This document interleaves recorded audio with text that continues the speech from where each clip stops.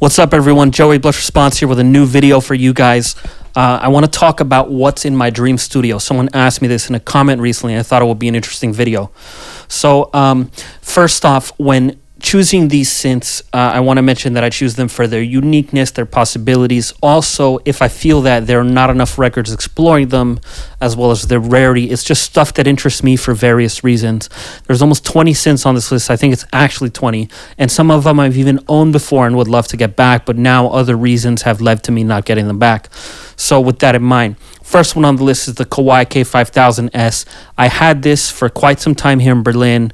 I even used it on a couple records, the most notable of which is my song Live in Fear of Conflict. Almost every synthesizer sound on that is the K5000S, with the exception of the drums, and there's like a filtered drone that comes from my modular. It's just interesting and unique. I get a lot of similar stuff out of the XAOC Odessa, but I would still like to have the polyphony, the K5000S, and the power included with that to explore it more in its formant filters and its unique resonant filter. I think there's a lot of unexplored territory there, so it would be in there. Next up is the Metasonics S1000 Wretch Machine, another one that I had and deeply regret selling. When I sold it, nobody wanted it, and I just saw one went on Reverb for like 12,000. I think I barely got 3,000 for it when I sold it. But it's so unique. I used it all over Fear Factory's record, The Industrialist, as well as my album, Tension Strategies, and it's just really special. I was lucky to find recently an old folder of samples I had made with it on an old hard drive I found. So I rescued those and I'm going to be using them. But in general, it's just a unique synth. It sounds like nothing else and it's really special. Next up is the ARP 2500. Haven't had a chance to use these, but a lot of musicians I like Jack Dangers and Kevin Key, have them. And I just feel that there's a lot of unexplored territory there. You haven't heard them on many records, and I would love to bring those sounds to the forefront so everyone can hear them and that I could explore it myself, of course. Following that is the Roland V-Synth GT. So I had a V-Synth for a while when I still lived in New York, and I used it a lot when I was touring with Scar the Martyr. I didn't actually bring the V-Synth, but I made a lot of sounds with it that I sampled and played with the Ableton sampler for the live set, as well as I rented a V-Synth GT to use on the record I did with Christian Castro and David Baccio called La Sfinge, El Cantar de la Muerte.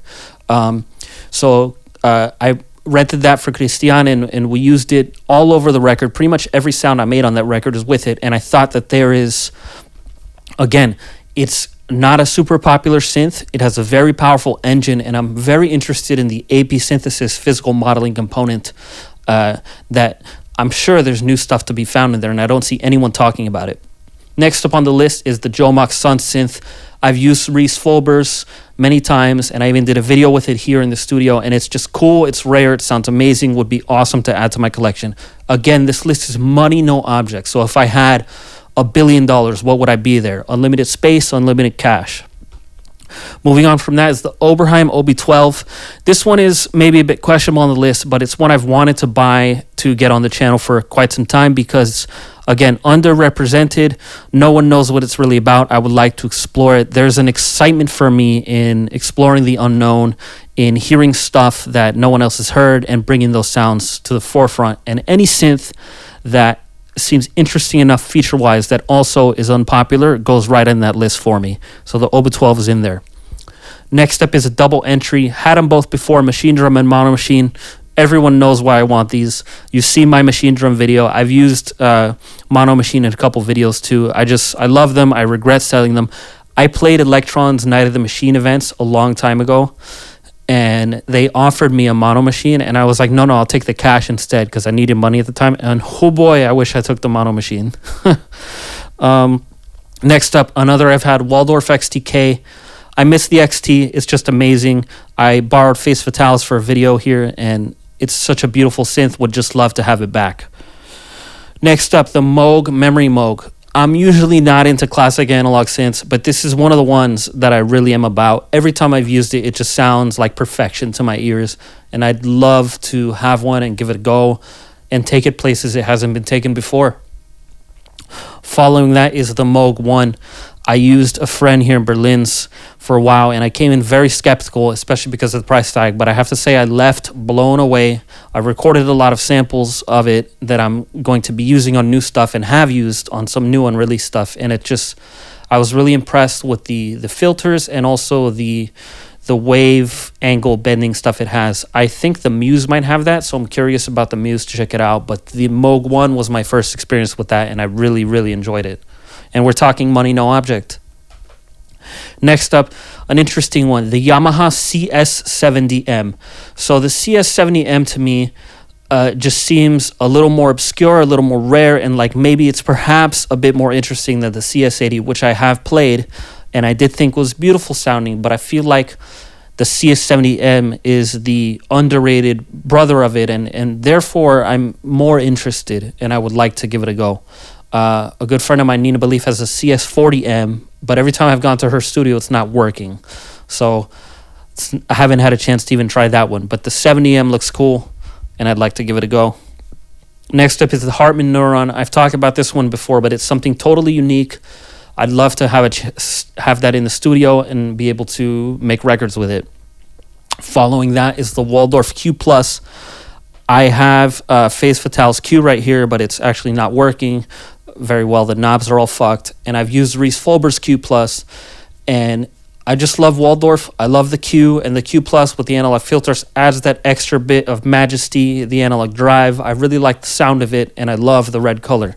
So that would be in my dream studio. Next up is the Poly Evolver. I had one many years ago. I have the Mono Evolver keyboard now, and I would just love to have the Poly version back just to have what I had and continue exploring because it's an amazing synth, and I use the regular Evolver all the time. Next up is the Alesis Andromeda. I've been lucky to play this one a few times, most recently at Danny Days' studio in Miami, and I think it's beautiful, I think it's underrated, and it's another one I'd love to explore. I look at all these synthesizers as possibilities, and I wish I had unlimited time and unlimited life to explore every possible possibility there is with them. Next up is the Oberheim Expander. So I've talked to Reese Fulber, I've talked to Bon Harris, both big expander users, and both of them love them, and I wish I could get my hands on one to see what there is, because we don't know so many records they've been used on. I know it's all over the manufacturer from what Reese has told me, and obviously it's on Nitzareb stuff, but I would love to get in there myself and see what sounds there are with it that we haven't heard yet. And I've played it a couple times. I really like the sound, so it's another one to go in that dream list. Following that is the Synton Phoenix 2. So I actually borrowed one of these many years ago from my friend Q1, and I used it on my EP Future Tyrants. The track 7 Rays, almost all the synth sounds there are the Phoenix 2, as well as on my Archive 20XX release, there's a track on there called Savage Provenance that also uses the Phoenix 2. That was unreleased from that time that I was borrowing it. And on the track Phoenix, it does the kick.